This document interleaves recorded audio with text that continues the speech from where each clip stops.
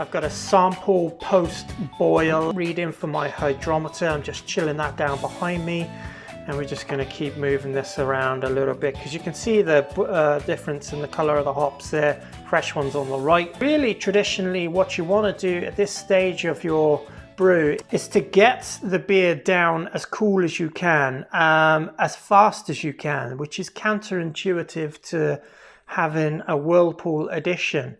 But as soon as I have my I'm going to reduce it to 15 minutes. As soon as that is up, I am going to start using that mash paddle.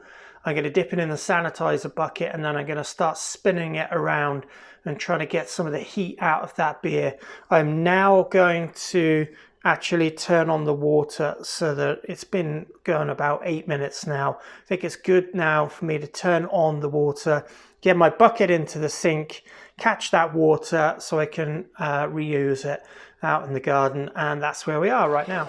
So now I'm just catching all of that recirculated wort chiller water, chilling down my beer. I'm gonna put the hops to the side. I'm not taking them out, but I am going to use that mash paddle now to start spinning the beer to get it down in temperature really fast.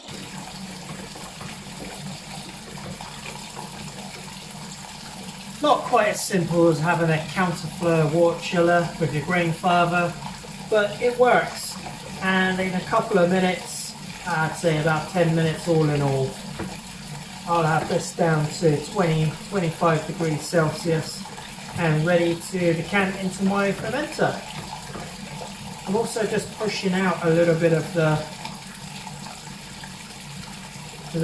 hops in the new one, in the new hop bag for the Whirlpool edition. I get as much of that going in there as I can. Okay, so I have my Star San bucket and my fermenter bucket. Just going to pour my Star San straight into, let's get it on the towel, straight into the fermenter, give it a once around. I've already given it a real good clean. Let's put some of that Star San on the outside lip so that there's no spoilage on the outside or the inside. Again, I got towels down everywhere, so it's no big drama if I get a bit of water going. That's all I'm going to do. I'm going to pull that back into the bucket. Let that sit there for a second. Shake up my Star San bottle. Now, I've already cleaned this lid twice now. But I'm also going to just quickly give it the old Star San once over. Leave that on the side up there. And this bucket now is ready to take the wort. I've pulled the wort over the edge a little bit here. I'm going to show you now. Okay, so carefully putting the bucket on the side of a table. Just pull it out a small bit, making sure that it's weighted to the table. Aim it over the fermentation bucket from a decent height. The towel is there so I just don't get any splashback, and there's a towel on the floor, and I'll start adding it in now. Okay, so just an interesting little side note to what I do with my own fermenter setup. I have this bucket of sanitizer. I put my hands in it. I've got my micron bag here. Basically, it's a fine mesh bag. This bag was one of the hot bags in it. I've just cleaned it and sanitized it, sanitized my hand. And now this is how I personally, and you may do it differently, but this is how I decant my beer into the bottom of the fermenter.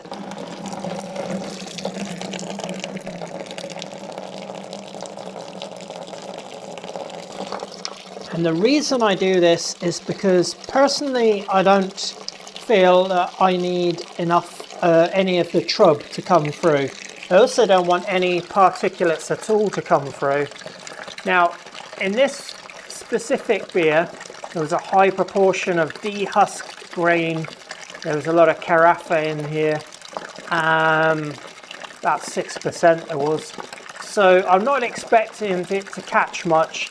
But if it catches anything and the bag fills up it clogs up, I just take it under the tap, rinse it out, put it in the star san again and go again. I've caught a little bit, but not much. It's also the time that you can take a little sample to do a final check of your gravity. Leave that to one side and you can taste your beer, or your wort anyway. Worts, people call it wort, whatever. I've left my chiller inside the brew kettle, and I've left one of the hot bags inside the brew kettle as well. And on this particular beer, I'm not getting much of any kind of trub at all. It's just flying through the hot bag. On other beers, I might get 5 or 6 bags full of trub, depending on the makeup of the grist of the grain bill for the beer. You can't see, but I'm going to show you in a second. There is a massive plume of foam all over the beer now, perfectly aerated. I'm going to give it an extra whiz up with the drill in just a second as well. And as you can see, I now have about 3 inches worth of foam on top. That's all filled with well, oxygen, bit of CO2, bit of nitrogen, all of that good stuff that you need inside your beer going into the fermenter. And we are about 3 litres away from being finished. This is one of the most efficient beers I've done in terms of how much I've got out of the grain.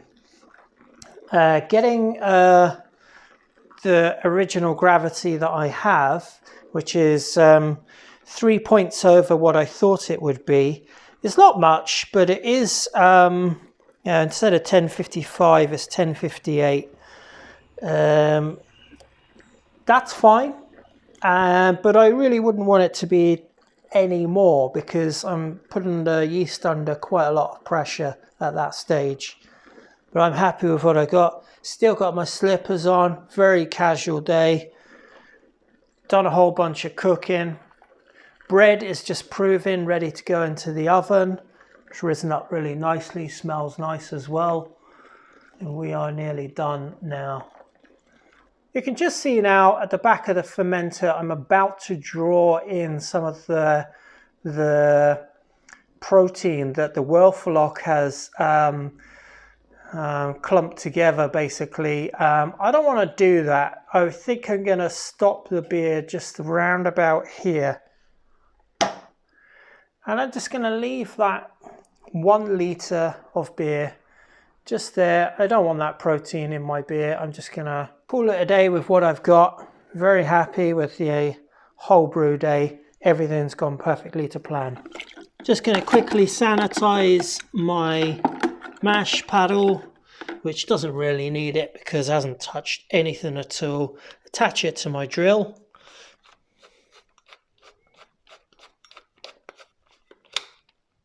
There she goes. One last splash in there. Pop it in here, turn it on.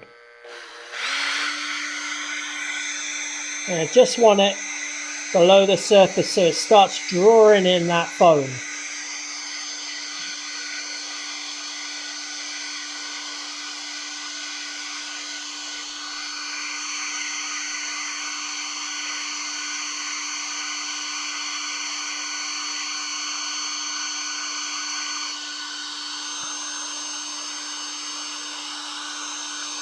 Now to add my yeast, which has been sat there quietly doing its thing. A few bubbles on top. I'm just going to stir around so that I don't have the issue of leaving any yeast behind, although I have a plan for that as well. Now we absolutely don't want to leave that yeast in there. I've just sanitized this cup. Get something in, swill it about, get it in there. We're not losing any yeast. The more yeast we have, the the better the final product will be. The better able this yeast will be to convert those fermentable sugars into alcohols. Let's pop that over there. And that is the beer ready to go in the fermenter. If you can see around the outside, it's really dirty. This is why I got a spray bottle. We want to get rid of all of that because that will turn to mold while you're fermenting.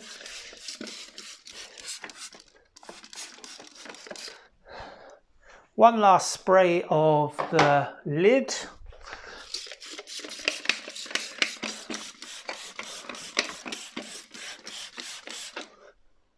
And we're going to hop it straight on.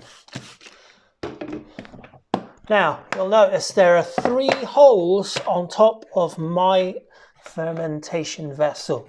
That's what I'm going to show you next.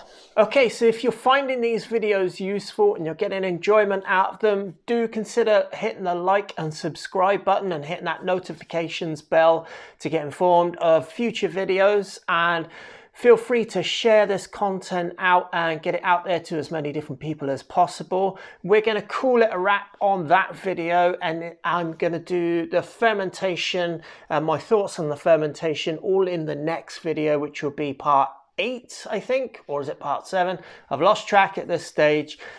Hopefully you're getting something out of this, and it's been fun for me to do these videos and to put them up on YouTube and give you a little bit of an inside look into how I homebrew with my brewing setup, and it might give you a few ideas. It's been really interesting making these videos. I've actually learnt a few things along the way myself by looking back on my own process and seeing ways that I can improve upon it. Hopefully you've gained something out of it too. I'll see you in the next episode. Cheers, Sláinte, and it's on to the next one. Bye bye.